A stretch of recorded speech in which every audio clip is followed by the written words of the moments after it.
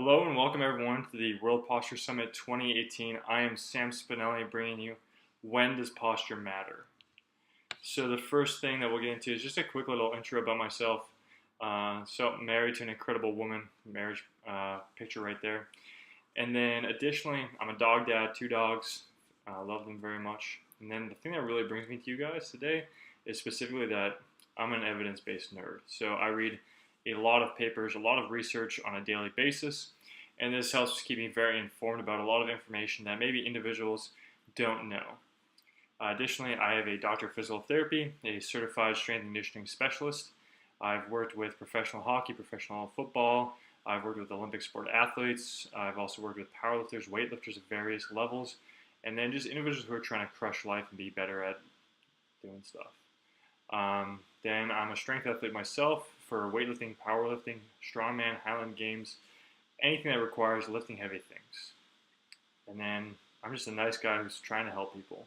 My biggest goal with a lot of the things I do is helping to teach individuals a greater degree of health literacy.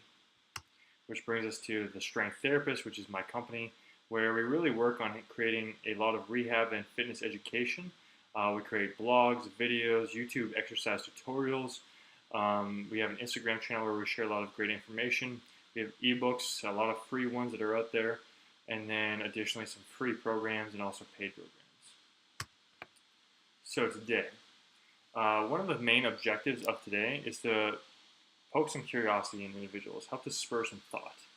So one of the things that we're going to try to examine today is what actually matters. Trying to figure out what is the right question we should be asking. For those that don't know, that 42 on the right-hand side, that's kind of a joke that comes from Hitchhiker's Guide to the Galaxy, where the question that's reoccurring is, what is the meaning of life? And the answer is 42. And it's because you're not asking the right question. So as we consider these things, are we asking the right questions? So as we get into it, we can sort of look at, okay, so what is the problem that is traditionally viewed as? So a lot of individuals will think of poor posture as being sort of the problem. And so the first thing we should do is create some sort of operational definition that we're going to go off of as we proceed forward. So the first thing that we're going to do is just discuss that real quickly. So I pulled up a couple of very prominent ones. The first of which is from Wikipedia, which people love. And you can see here is that poor posture is the posture that results from certain muscles tightening up or shortening while others lengthen and become weak, which often occurs as a result of one's daily activities. So we're going to examine that a lot more soon. And then additionally, we have Kendall and Kendall, who is that's a very prominent book in rehabilitation. You can see that they say, in poor posture, the bones are out of line, and the muscles and ligaments take more strain than nature intended. So we're going to dig into that as well. We can see a couple of pictures on the right-hand side. They're sort of examining what are those thoughts that come to people's minds when they think of poor posture. In contrast, we need to be able to discuss what is good before we exactly have this dichotomous viewpoint. And so the good style is traditionally this very upright standing, straight plumb line down the side of the body, and the front and the back, where we have the line where it's symmetrical on the front and symmetrical on the back, and on the side we see it run straight down through the ear, the shoulder, the hip, the knee, and the ankle. So that's what we're sort of going to be going off as good. So our standardized bad, again, is these images that come to mind when people think of it. These pictures of an individual with a slouched upper back, rounded shoulders, that anterior pelvic tilt or excessive posterior pelvic tilt, somewhere in that range. Maybe you're thinking of a forward head, sort of those sorts of things that come to mind most commonly for individuals. Why is that bad exactly? Most individuals would come to this sort of an argument. This is actually originally from Kendall and Kendall, and then as I dug through a lot of the literature that discusses posture, this was a reoccurring theme, these few main points. So muscles have to work harder when not in good posture. 2, bad posture causes muscle strains or damage to the body. And then 3, bad posture causes pain. So these are going to be sort of the main things that we truly discuss today. We're going to start off by first examining what causes bad posture, at least upon more of the commonly held beliefs. So a very prominent individual by the name of Yonda came up with this theory of the upper and lower cross syndrome, where in essence you had one side at the top corner being facilitated, then below it a side being inhibited, and then again an inhibition and a facilitation. And this cross happened that then deviated posture out of the plumb line. So we'd see individuals who would have an upper or a lower cross, or maybe even both, and then that would be then argued to be causing damage and causing pain. And those would be things that would then be addressed through rehabilitation most commonly. So as we examine that, it doesn't necessarily hold up very well, actually. There's a few very interesting studies that I've found that really try to address some of the issues discussing this. So for instance, when we discuss the lower cross syndrome, we often hear about how the abdominals are weak in these individuals. So they're in an anterior pelvic tilt, the abdominal is lengthened out, and it's because it's being inhibited. And so a group of individuals, Haino, Godges, and Carter, they looked at this, and they compared individuals who had anterior pelvic tilt and those who did not, and then they examined the muscle strength of the abdominals, and then also the relative amount of hip extension. And they didn't find a correlation there.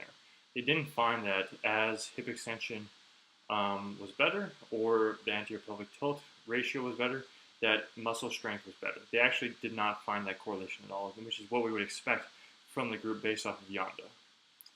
There's another study done by Van Gelder et al. Where they were comparing EMG analysis of the glute max in comparison to passive hip flexion, passive hip extension technically, so the length of the hip flexors. So again, going off that lower cross syndrome, we'd expect that the glute max would be inhibited, so it would have a low ability to see good volitional exertion if the hip flexors were very tight. And so when they compared those two things, again, there was not a strong correlation, a very poor correlation actually. And so just a quick note, if anyone is looking for the references, they can all be provided as well here in the notes of the slides. As we go forward, another theory that's very prominent as well for causing bad posture is the discussion of leg length issue. So maybe individuals have a leg length discrepancy and that's leading to pain or bad posture. So the first thing that we'll just talk about with that discussion is, does it cause pain? Now, there's a very large study done by Gundy and Roberts where they compared individuals who had a leg length discrepancy, and they couldn't find actually an association between having leg length discrepancy and pain until you exceeded a 2-inch difference. Now, for anyone that's not really aware of how large that is, you figure that's probably about like this big. So that's a pretty significant degree of a leg length discrepancy before you have actually an association of pain. So that's not likely something that we need to consider greatly within that discussion. So now, does it cause bad posture? Well, the first thing we can see is that we have this ability to have small deviations pretty much go unnoticed within the body, because let's say that you have a small amount of leg length discrepancy. You could have one side that's the longer side have a slight more degree of pronation on that side, have a slight more degree of tibial internal rotation, and then that will pretty much negate the amount of expectation that you'd have up the chain for having that leg length cause an issue higher up. So in most cases, it's probably not much of a consideration to have until we reach that higher degree of leg length discrepancy. Another group of researchers out of Japan did a similar study where they were looking at leg length discrepancy and lumbar scoliosis. Does it actually cause that change? And when they were comparing it, they actually couldn't find that association. So they weren't seeing that did it travel up to the spine level, and they didn't find that that showed up very well in their research. So then, is bad posture harder? One of the arguments is that when you're out of good posture, that you're actually challenging your muscles to work harder.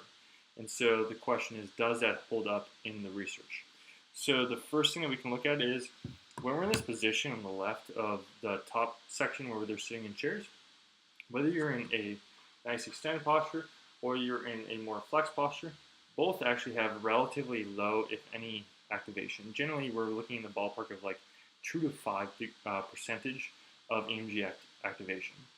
Whereas in the lower section where you don't have a trunk support and you're just sitting upright, whether you're flexed or rounded, you will have more degree of trunk activation. That's just the nature of the situation.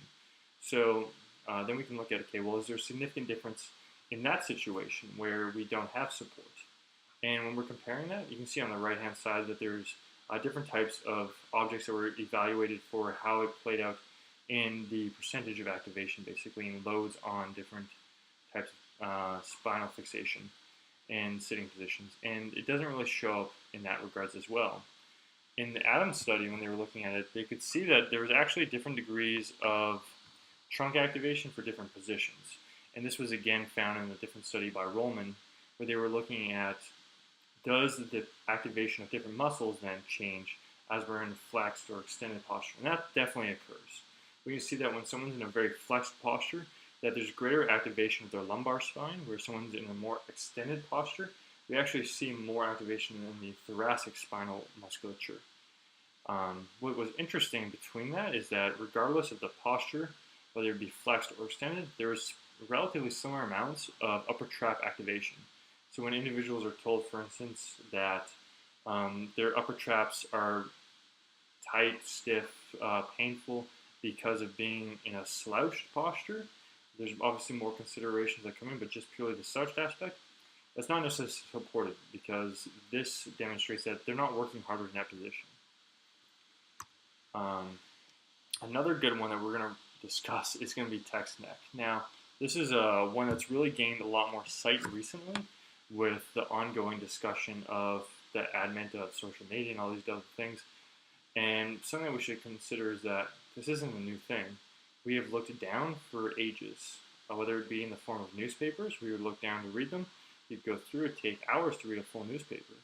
And there was not this prevalence of neck pain that is being considered now. Similarly, if you look at switchboard directors, individuals who would work for the phone companies, and do that, they were in a similar position all the time, changing lines for individuals. So is this a real issue? There's definitely a prominence of pain that is going on, but is it the cause of what we think? That's the question that needs to be figured out more. And a group of researchers in Australia tried to analyze that. They took 1,100 individuals that were in pain and not in pain, and they compared some information across them for different factors such as sex, weight, height, depression, and neck posture. And then they compared that with the amount of pain someone was in and also their amount of headaches. And when they were looking at those things, they did actually find some correlation between neck posture and their sex and their weight and their height and their depression. But they didn't find any correlation, anything beyond a mild correlation, so nothing that we would consider to be valuable for pain or headaches. So in these, just across the board, it didn't seem to be much of a significant factor. When we're looking at does it cause damage, again, for something like the cervical lordosis, so having that extended neck, this is something that we often hear discussed. And when we start to look into this, it's not necessarily supported either. Particularly if we were to look at imaging reports of individuals who had cervical pain and then comparing their level of lordosis, we don't see a correlation there either. I could show you a picture of someone who has a very high degree of lordosis and has no pain, and then someone who has a very lordosis, a very straight neck, and they could have no pain, or they might have pain. And we're seeing that there's no necessarily good correlation there either. In contrast, when they looked at that same information, they did actually, again, find a difference between the sexes to where they saw that males had a slightly less lordotic curve, particularly in the upper region, and more in the lower region, whereas it reversed in females.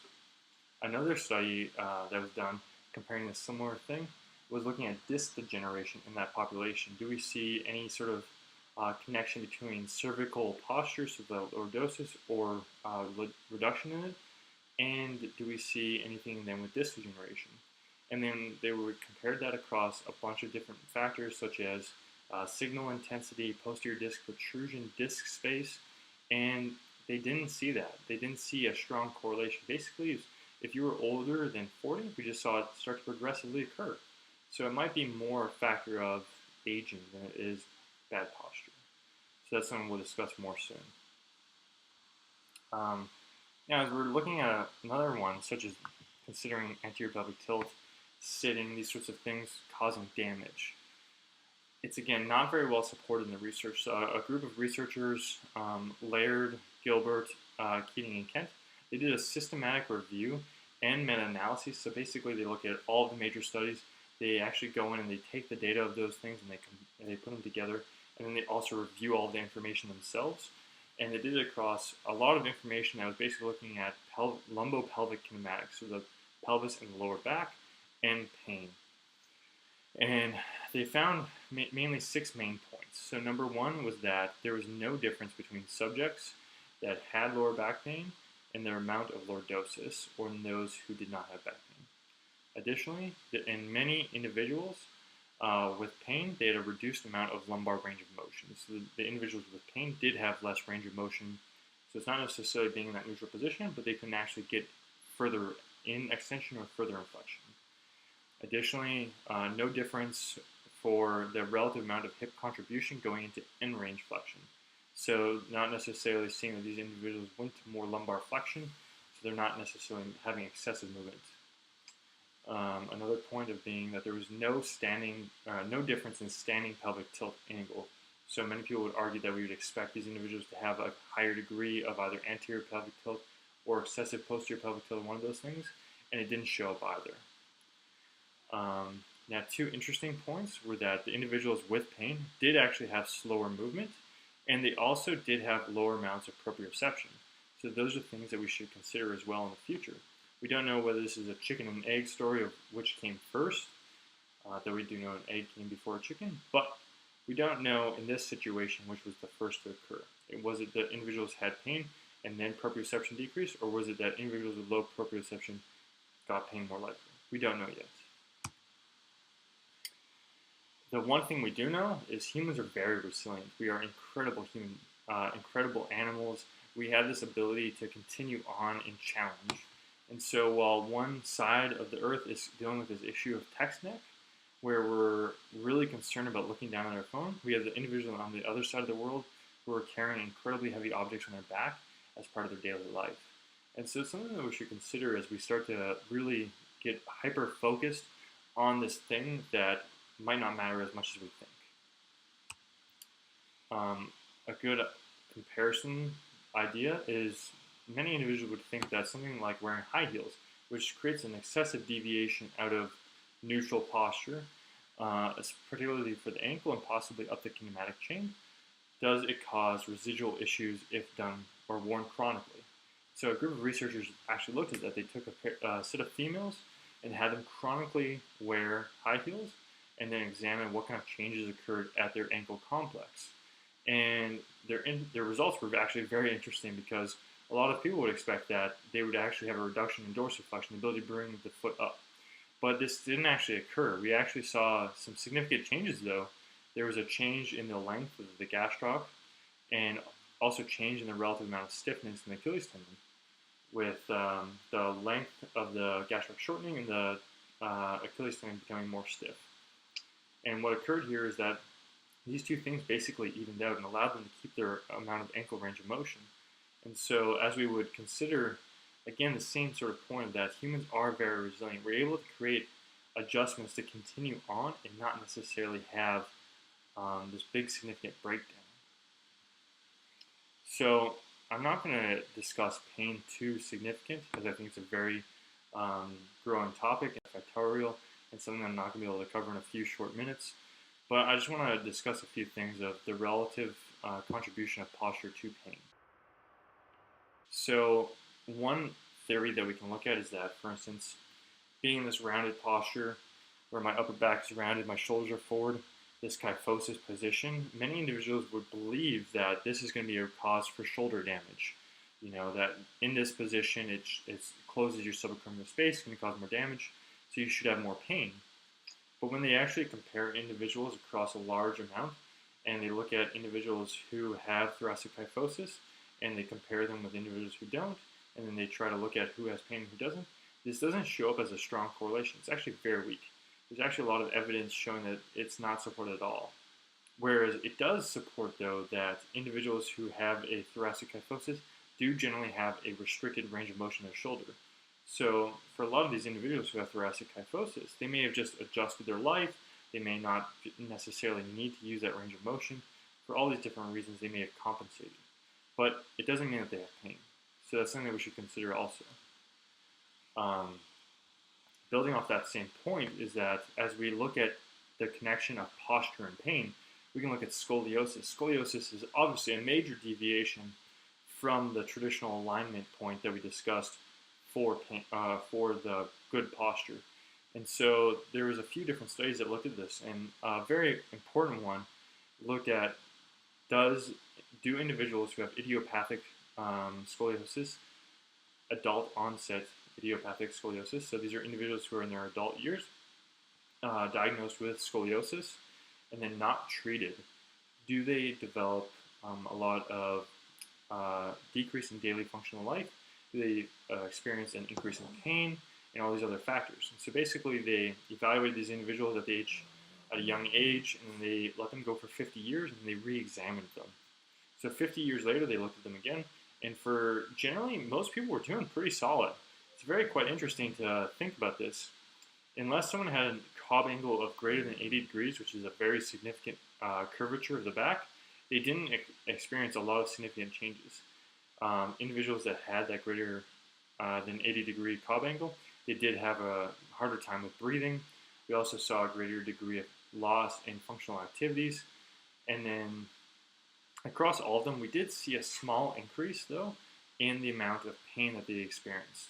It was more common for individuals who had a high degree of scoliosis to have more pain. That did show, but one thing to note is that they actually only had a small amount more pain. Most individuals rated their pain at minor to moderate, and so that's something that we should consider as well. Looking at this, we can see there's a lot of different numbers here, basically looking at the amount of different degenerations or changes that would occur in the body that many people would point to as being causes of pain. And some people would say those are the result of bad posture. For instance, disc herniations, slap injuries, disc protrusions, meniscal injuries, labral tears, all these different things. We're seeing that these things just kind of occur as we age. It doesn't inherently mean that anything was wrong. We're seeing a lot more. There's a genetic component to a lot of these things as we go forward. There's actually a very strong relation of lumbar disc herniation and genetics. So now, in contrast, could bad posture be better? I wouldn't go that far. I wouldn't say that it is necessarily better. It's just different. For instance, when we're in an erect posture, our disc, our anterior portion of the disc, it gets good diffusion. But then when we go into lumbar flexion, the posterior portion gets good diffusion. So there's benefits to both postures. And it's just more of finding a balance that is best for you as an individual. So that's where it comes down to the perceived importance versus the actual importance. A lot of people think that it's this holy grail, this thing that needs to be perfect for all individuals. And unfortunately, if we're really examining the evidence around this, it doesn't show up that way. People have a lot of preconceived beliefs about it, and they're going to be challenged more and more as we go forward in the years. So now, I'm not here to just crap on posture and say it doesn't ever matter, because it definitely does matter. There are a lot of situations to where it is very important, and that's what we're going to discuss. 4 main points of when it does truly matter, at least under my belief, would be high load, performance, changes in workload, and then to help desensitize the nervous system. So when we're looking at those 4 kind of things, we're looking at something of high load, whether it be something like weightlifting or, for instance, baseball. Baseball mechanics are very important. The posture and position that you're in while you pitch will decide where the stress is applied. Is it going to your elbow, your wrist, your shoulder? Those things are going to be very relevant in the discussion. For performance, you can look at this gymnastics example. It's very important. You need to have the ideal posture to maintain to have the ideal result that you want. Similarly, changes in workload. Now, as we're discussing, that can be somewhat challenging, but we can see that when there's a significant change in workload, we do find that there's a greater degree, typically, of pain or injury occur.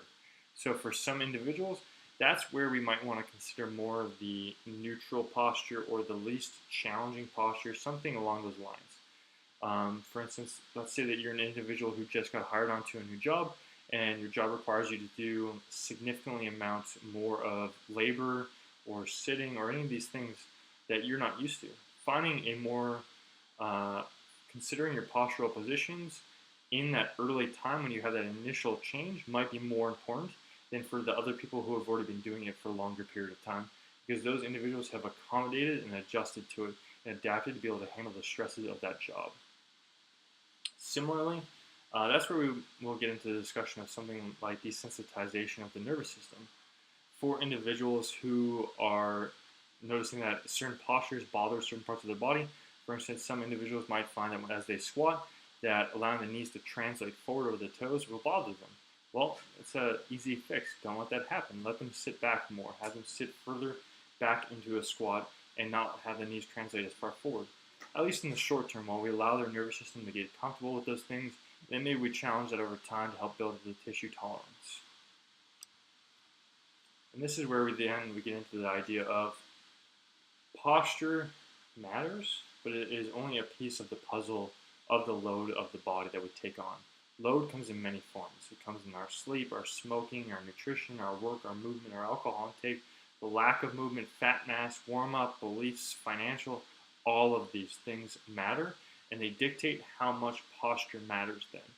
For instance, someone who is used to working a lot of hours, not having any problem, but then all of a sudden they're worried about their finances, posture might become more important for that individual because their shoulder starts to bother them in that time period. Now, in that situation, it might be more important to address the financial issue, but if we can't change that, then maybe we change the posture in that short term for that individual. But it's about how we frame it as well. I don't want to tell them that their posture is the reason for their pain, because I don't think that we can support that with the evidence. What we can say is that, in the short term, it can be beneficial to alter your position, so you're just not bothering it as much, and we give it some time to cool down. A great line from Dr. Greg Lehman is, preparation trumps quality. And I think that's something that we need to continue to focus on as we go forward. We can see these individuals who run marathons with classically bad technique, but they're fine. And it's because they've prepared their tissues to be able to handle that. So if you're in a position of where you're trying to figure out how to do those things and you want to continue forward and you're experiencing pain and you want to try and get out of it, or you're struggling with different activities, then the things that you need to focus on, at least from my appraisal of the evidence, are building the tolerance for your tissues to be able to handle things. There's different ways to go about that.